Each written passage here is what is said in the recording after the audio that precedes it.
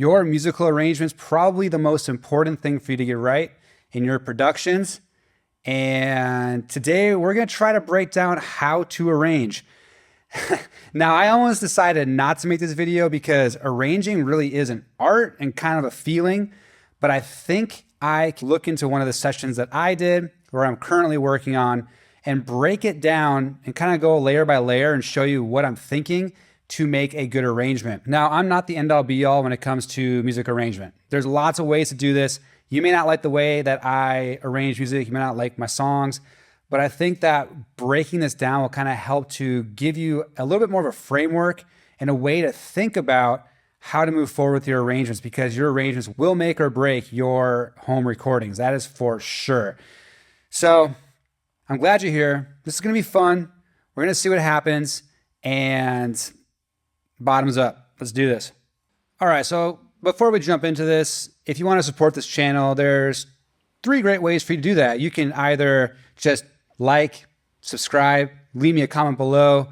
You can also click on one of the Sweetwater affiliate links that are in my description as an affiliate link. But if you're thinking about buying anything in the next 14 days, click on that link and purchase something. I get a small kickback for that. Helps to keep this channel going and growing, and it's at no additional charge to you. And the third way is if you want to learn more about the way that I do vocal production and editing, which I also think is really, really key to a great sounding song. Once you get your arrangement right, you got to make sure it's edited well. A lot of people skip this step before they get to mix. So go down in the description below to songproductionpros.com and go and check out the workshops. Maybe you're seeing this way in the future. There might be some pre-recorded content for you to go check out. So make sure you click on that link and see what's available there.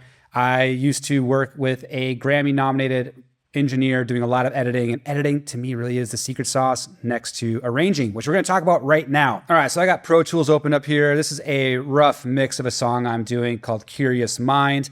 And I'm really just going to kind of go through the arrangement and kind of try to explain what I'm thinking when I'm building on my arrangement. So I'm just going to start off with the basics, the song, which I usually write songs with a guitar and my vocals. So that's what we're going to play. We're going to play the electric rhythm guitar and my vocals. This is the last chorus, and you're going to hear the song just as bare as it could possibly be. I'm a curious mind, a curious mind, a curious mind, a curious mind, a curious mind, a curious mind. Okay, so as you can hear, it's just a doubled vocal and electric guitar rhythm. That's all it is. Not super exciting, but that's the song. So the first thing that I would think about would be the rhythm. Drums, some other percussion to really start to get the groove of the song going. The kick and the snare relationship to a song is insanely important for the groove. And so that would be the first thing I would go towards. It seems like a no-brainer, duh. I have both a live drum set on this song and then some auxiliary percussion. I'm going to explain kind of why I did both. I'm going to start with adding in just the drums. I'm going to mute the auxiliary percussion and kind of give you an idea of what I did for the live drums groove, which it's a very simple groove. So we're going to go ahead and add in the drums and hear how that sounds for adding in groove. I'm a curious mind, a curious mind, a curious mind, a curious mind, a curious mind, a curious mind.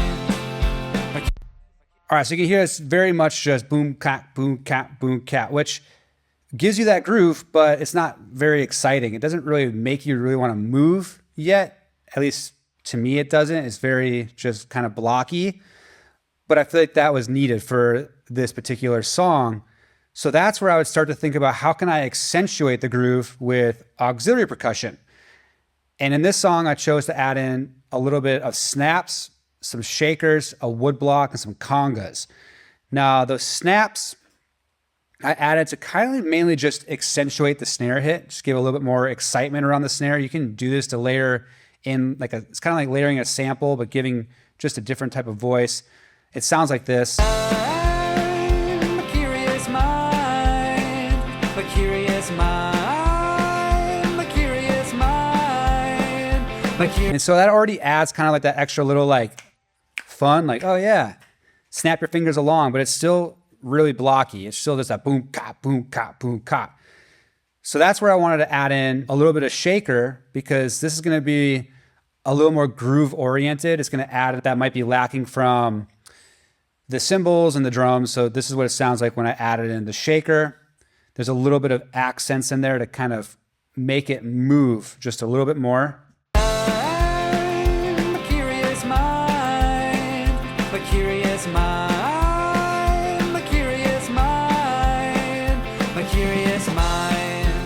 So you can just go that. So it gives it a little bit more of a shake, a little more shimmer compared to just the blocky boom, cop, boom, cop. And then the wood block kind of just following the same kind of thing as the shaker, but adding a little bit extra, just kind of attack.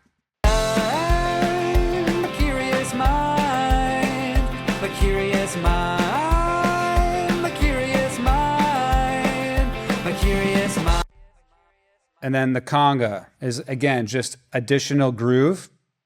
Curious mind, the curious mind, the curious mind, the curious mind. Now again, without any of the auxiliary percussion. The curious mind, the curious mind.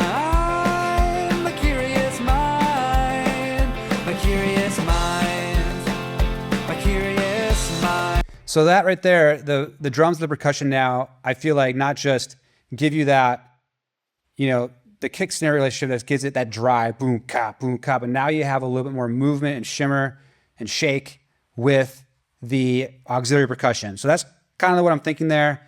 And now that's just the foundational rhythmic elements. It's still a lot to be desired. The next obvious thing would be to add in the harmonic portion of the rhythm, which would be the bass. And so we'll add that in. Curious mind, the curious mind, the curious mind, the curious mind, the curious mind. So again, now that just adds extra element of groove. Now we have a pretty tight bottom section, you know, the section that really moves and propels the song forward just by itself. And with the guitars.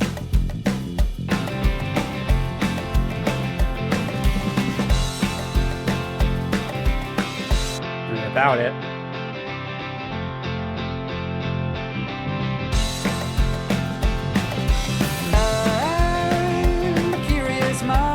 Now we have the foundation of the song. It's all rhythmic elements, but at least it moves a little bit better now. The next thing I would think about would be maybe supporting elements for the rhythm guitar, whether that's more electric or whatnot. In this, I decided to add an acoustic guitar to create width. This basically is just going to extend to the sides the electric guitar without having to add any processing to it, having to record a double take to keep that electric guitar very much the rooted instrument of me singing and playing the guitar, but I want to make it wider without really making it sound wider. And so I just decided to use acoustic guitar and use it very lightly. So you don't even really hear it. It's more of a feeling thing. And this also helps to expand the chorus. So I'm going to throw in the acoustic guitar. It's going to be very subtle. If you're listening on monitors, you'll probably hear it. If listening on headphones or something like that, it may not be as obvious, but we'll just throw it in and listen to it. So with the acoustic guitar. Curious mind, the curious mind, the curious mind, the curious mind, the curious mind, the curious mind. All right, so with that acoustic guitar now added into it, we have a lot of information in the center with the kick, the snare, the bass, the guitar, the vocals. Now we added in some width to us with the acoustic guitars, but with it not being super obvious. There's still a lot of space in the sides, which we'll address here in a second. But with that being said, it does feel like there's more front to back, side to side with the production is making it feel more well-rounded, just bigger. But it's very subtle, but that's something that I would think about in the arranging. It's not always things you want to hear, but it's like, what can I add to enhance the stereo image? Now from here, I'm thinking about how do I reinforce the vocals, which would include harmonies. And then I also like to think about a pad, like if there's a pad in the background, again, to create that depth. Usually it's kind of like using like a synth or something that's like more legato, but often I like to try to find ways to include the voice or some type of voice to do that work. It just adds a sound to the production that you're not going to get with, an instrument. It adds uniqueness to it. And in the day of AI, that can basically make songs like this. At a click of a button, finding ways to interject that human element, I find compelling. So I did that with this song. There's going to be some multiple background vocals. I added in some additional vocals that play off the vocals, and you'll hear that. And we'll start with the background vocals. This will be the next thing to kind of really fill out the voice, fill out the lyrics, now that we have the rhythmic elements in place. Curious mind, but curious mind, but curious mind, but curious mind, but curious mind, but curious mind. Now, background vocals can get super complicated, or they can be pretty simple. You can do it yourself and just layer in maybe like one little harmony, or you can do what I did here and have a pretty big harmonic stack. I like the harmonic stack here, so I kept that. Harmonies, I think just anything to reinforce the main melody works, and there's plenty of ways to do background vocals. Now I'm gonna add in the additional vocals that I was talking about. This is not directly related to the lyrics. This is more a texture thing and just a performance thing. And you're gonna hear it on the outro section. They'll come in.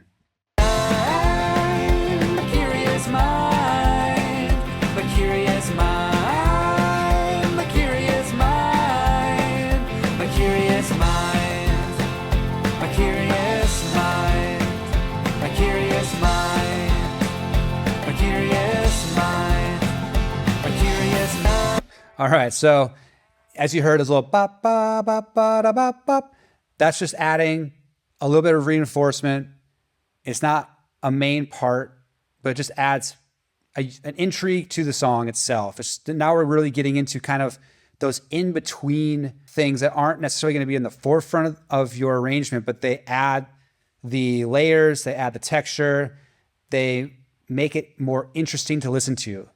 So that's where we're going to start to get into now, is those things. And this is where the whole arrangement can get very complicated, super cluttered, and you can really ruin your arrangement in this particular section. It's easy to add those rhythmic elements and kind of keep out of the way of the vocal and just some, rhythm instruments. But once you start adding in some more melodies and counter melodies, that's where things can get off the rails really, really fast.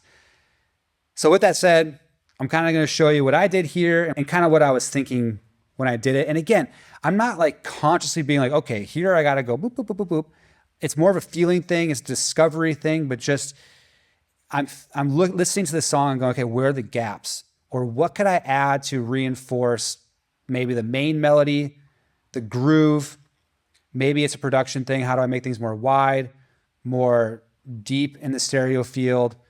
What can I do to add to that without distracting from the most important elements, which is the voice in this context? So we're going to move on to the electric guitars, because the electric guitar is the main rhythmic instrument. It makes sense to kind of have a lead electric guitar.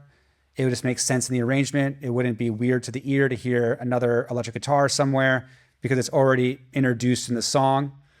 So I decided to create a lead guitar riff for the chorus that would mimic the vocals, but more of a counter melody.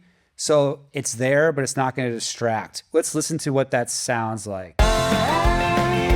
Curious mind, but curious mind, but curious mind, but curious mind. Okay, so you can hear now that that's added in there. It's a texture. It's cool, at least in my opinion. You can leave me a comment below if you don't think it's cool. I'm fine with that. And it just adds a little bit more movement, and I feel like another type of rhythmic element and melodic element too. And then from there, I'm just gonna unmute the rest of the guitars. So I have some other little parts in the arrangement that are just kind of support texture type of things that are happening kind of like in the middle or background, just to fill out the arrangement and kind of have it be like ear candy. I'm just gonna throw that in there now. So we have all of the electric guitars that are in this arrangement. Curious mind, a curious mind, a curious mind, a curious mind, a curious mind, a curious mind, a curious mind, a curious mind, a curious mind. Okay, so now we have the guitars, the acoustic making it wide. We had the reinforcement of the vocals with the harmonies, a little bit of extra texture with vocals that, again, create more interest and depth in the song. And then we have the rhythmic elements of the drums, the bass, the percussion. At this point, the song feels pretty good. I would say it feels pretty complete. Curious mind, a curious mind, a curious mind, a curious mind, a curious mind, a curious. But here's the thing. As you listen to it, the outro, there's a lot of space between the vocals. So it's this curious mind, and then there's a lot of space. Curious mind, a lot of space. That space is a prime area to introduce like another kind of lead element. And there's another instrument I decided to add to this song, which is actually introduced in the very beginning. And there's actually a solo of it in the middle of the song. We're not going to get there, but it's saxophone. Now, the saxophone, I thought, was a great instrument to add to this song. It kind of is a very quirky kind of song, and the saxophone just kind of adds to the lively feel to it. And I use the saxophone for two things. For more width texture, so you're going to hear like saxophone stabs. There's also some saxophone like builds that happen in the sides to give it more information in the sides. And then I have like a lead saxophone that's going to play in between the vocals. So we're going to listen to what that sounds like here. We're going to throw it in, and this is the entire arrangement now. And this is kind of what I'm thinking about when I'm doing it. Curious mind, a curious mind, a curious mind, a curious mind, a curious mind, a curious mind, a curious mind, a curious mind. So you hear how that saxophone is playing in between the phrasing, which keeps the song moving forward. It keeps it interesting because that particular vocal part really is just kind of repeating the title of the song, Curious Mind. It's not that interesting of like an ending by itself, but when you add in the saxophone in between, kind of doing this little solo thing, it makes it more exciting. It feels bigger, and it feels more like the climax of a song compared to it without it. And so these are all the things I'm kind of thinking. So I got my rhythm, I got the drums, some percussion to add in some extra movement, the bass to create the melodic foundation for the rhythm, the electric guitar, just the normal guitar part I would be playing when I write the song, and then adding in some production elements, whether that's width from the acoustic guitars, a little bit of extra ear candy, background parts, adding in some lead instrumentation, which is with the saxophone and the electric guitar, and then kind of letting it just rest there. And then when it really starts to feel good and it feels like there's things for the ear to pick up on repeated listens without being distracting to just the overall message of the song itself, that's kind of how I feel like it may be finished. So I'm just going to kind of go through the song itself and mute things and kind of listen to what's happening as it gets muted.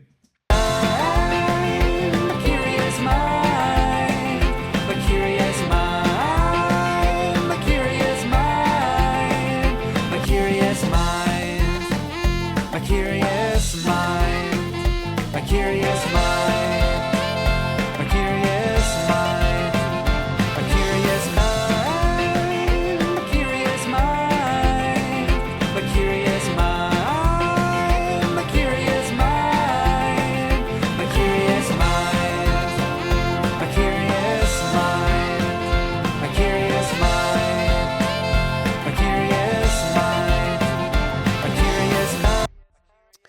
All right.